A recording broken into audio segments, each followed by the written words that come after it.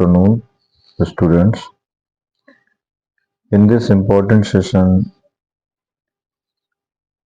we are going to learn how to combine two or more than two simple sentences into one simple sentence by using preposition with gerund or noun. प्यारे बच्चों, सभी को दोपहर का नमस्कार। और इस महत्वपूर्ण सत्र में हम दो या दो से अधिक सिंपल सेंटेंस को जोड़ करके किस प्रकार से एक सिंपल सेंटेंस बनाएंगे प्रीपोजिशन के साथ जीरंड अर्थात क्रिया की पहली अवस्था प्लस आईएनजी या उसके साथ नाउन जोड़ करके। बच्चों, जैसा कि आप जानते हैं, इससे पूर्व में आप यूज करते थे सेंटेंस जैसे सुनकर, देखकर, तो इन सबसे पहले प्रीपोजिशन का यूज होगा। जैसे देखने पर, सुनने पर, पढ़ाई करके या पढ़ाई करने के बाद, कार्य करके या करने के बाद, कार्य करने के द्वारा, के बावजूद इत्यादि, ये सारे सेंटेंस आएंगे। तो इसमें प्रीपोजिशन विद जीरंड कब होता है? जब वर्ब की फर्स्ट फॉर्म प्लस आईएनजी से पहले ऑन का प्रयोग हो, आफ्टर का प्रयोग हो, बाय का प्रयोग हो, तब इसकी ऐसी प्रविधि होती है। तो आइए देखते हैं। जैसे he heard, HERD, he heard the news of his success, he was very glad. उसने अपनी सफलता की खबर सुनी, वो बहुत खुश हुआ। तो यहाँ कैसे बनाएंगे? अपनी सफलता की खबर सुनने पर वह बहुत खुश हुआ। तो hearing the news of his success he was very glad. इसको आप कब बताते थे? सबसे पहले स्टार्टिंग में जो आपकी प्रविधि होती थी। लेकिन जब हम इसमें प्रीपोजिशन जोड़ देंगे तो क्या बन जाएगा? On hearing the news of his success he was very glad. इसी प्रकार से हम उसको देखते हैं जहां पर आफ्टर का प्रयोग। तो आफ्टर का प्रयोग वहां पे होगा जहां पर एक कार्य समाप्त होगा, उसके बाद दूसरा कार्य आरंभ होगा और समय का अंतर होगा। जैसे ही wrote a letter, he wrote a letter, full stop, he posted it, उसने एक पत्र लिखा और उसने इसे डाक में डाल दिया। तो क्या हो जाएगा? After writing a letter he posted it, ये हो गया। अब कह रहे हैं कि बाई प्लस वर्ब के फर्स्ट फॉर्म प्लस आईएनजी। तो इसमें स्पष्ट है कि द्वारा का अगर अर्थ है तो कोई कार्य होगा, उसका उस पर प्रभाव होगा।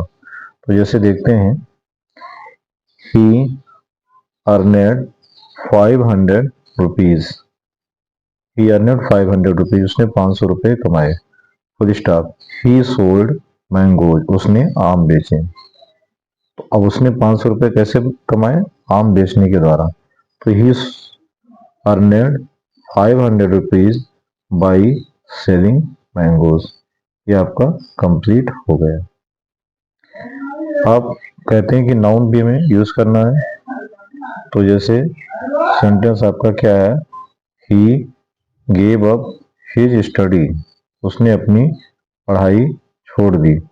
हिज फादर डाइड, उनके पिता की मृत्यु हो गई।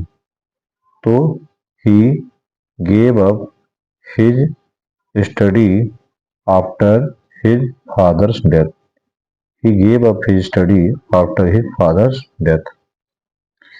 और दूसरा देख लेते हैं।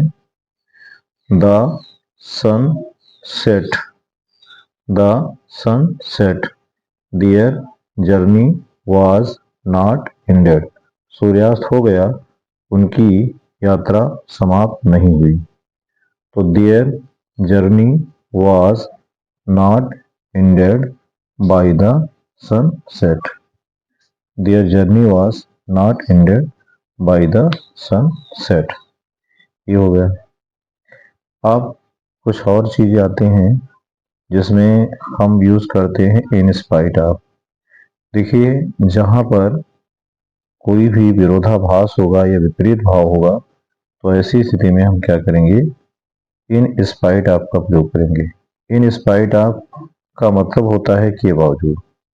इन स्पाइट ऑफ के बाद में हम क्रिया की पहली अवस्था प्लस आईएनजी का प्रयोग कर सकते हैं या नाउन का भी प्रयोग कर सकते हैं। लेकिन ये कब यूज होगा, जब कोई भी कार्य होगा उसका विपरीत परिणाम होगा। जैसे he worked very hard full stop, he could not succeed in the exam.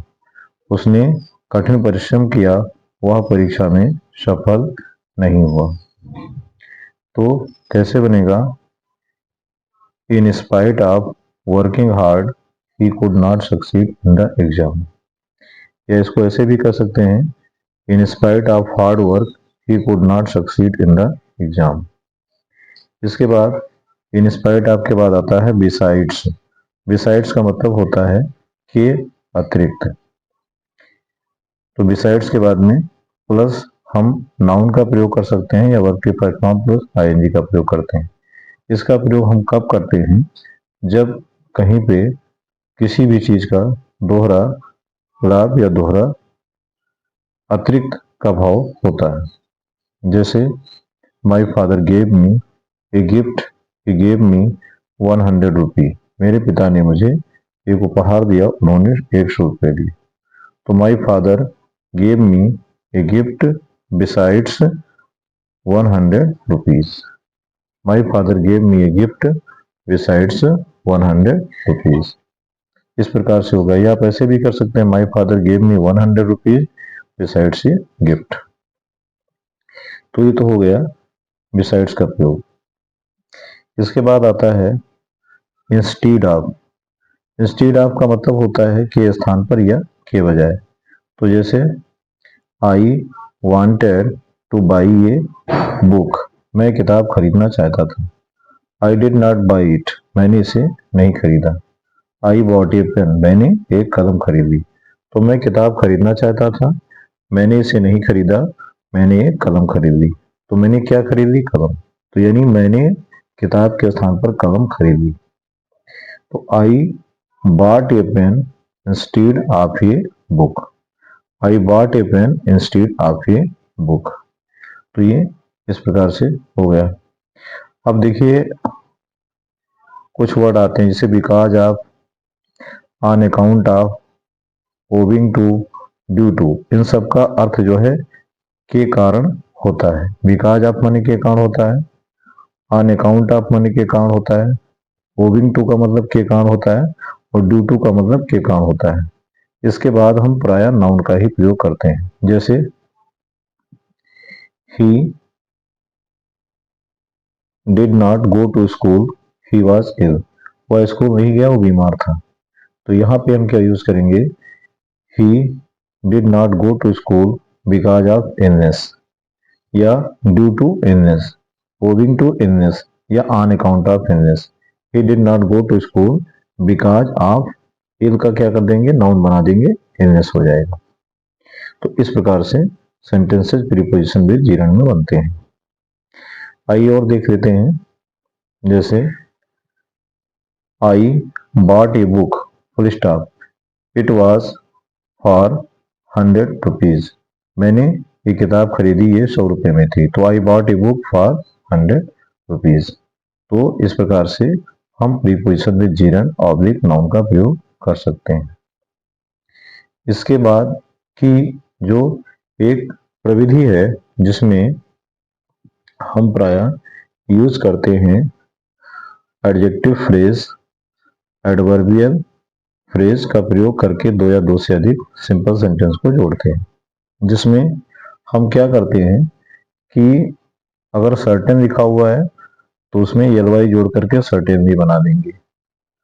अगर श्योर लिखा है तो उसमें एलवाई जोड़ करके श्योर भी बना देंगे। इंटेंशन लिखा है तो उसमें ए डबल एलवाई जोड़ करके इंटेंशनली बना देंगे।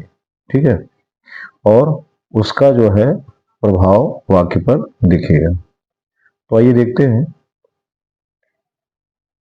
जैसे he will come today full stop, it is sure, वह आ जाएगा, यह निश्चित है। He will come today, it is sure, यह निश्चित है। फिर तो इसको हम कैसे बनाएंगे, निश्चित रूप से वह आज आएगा। Surely he will come today. दूसरा देख लेते हैं, he is a thief full stop it is certain. वह एक चोर है या निश्चित है, तो क्या हो जाएगा, निश्चित रूप से वह एक चोर है, certainly he is a thief. कुछ सेंटेंस आपको वैसे मिल जाएंगे जैसे कि बाई चांस। तो I met my friend full stop the meeting was by chance. मैं अपने दोस्त से मिला, मुलाकात संयोगवश हुई। तो I met my friend by chance. अगला देखते हैं इंटेंशन वाला, जैसे ही एब्यूज्ड मी, उसने मुझे अपशब्द कहे। इट वाज हिज इंटेंशन, ये उसका इरादा था। तो उसने मुझे अपशब्द कहे, ये उसका इरादा था, तो उसने इरादतन मुझे अपशब्द कहे। ही इंटेंशनली एब्यूज्ड मी, ही इंटेंशनली एब्यूज्ड मी। अब आगे कुछ ऐसे सेंटेंस आते हैं जिसमें ऑलरेडी आपको पूरा चेंज करना होता है, जैसे the cost does not count. Cost does not count का मतलब होता है कीमत की परवाह नहीं। The cost does not count का मतलब होता है कीमत की गणना मत करो या कीमत की परवाह नहीं। तो इसके लिए हम क्या यूज करेंगे, एट ऑल कास्ट या एट एनी कास्ट। तो जैसे the work must be done, the cost does not count, कार्य होना चाहिए, कीमत की गणना या कीमत की परवाह मत करो। तो the work must be done at all cast, the work must be done at all cast, इतना हम यूज करेंगे। अब एक वर्ड और आता है, जैसे there is no doubt. There is no doubt, इसको हम हटा करके एक शब्द का इस्तेमाल करेंगे जिसको कहा जाता है undoubtedly. There is no doubt का मतलब होता है इसमें कोई संदेह नहीं, तो इसके लिए एक वर्ड आएगा अनडाउटेडली, मतलब निसंदेह।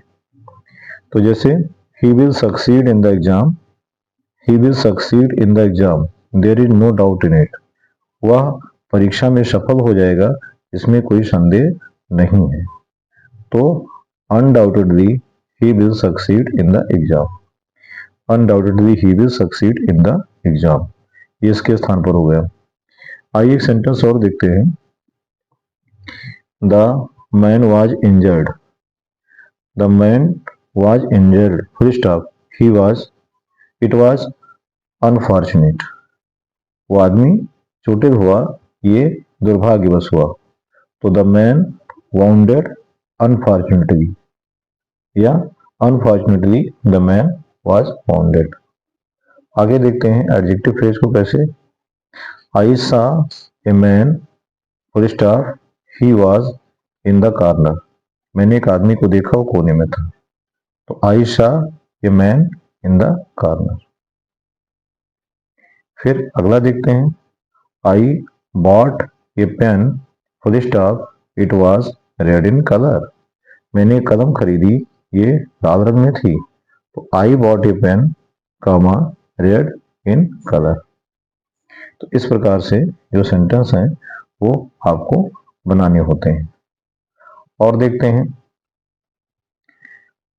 I completed my work, I completed my work full stop it took much time, इसने अधिक समय लिया। तो क्या कर देंगे, I completed my work after much time, इस प्रकार से हम यूज करते हैं।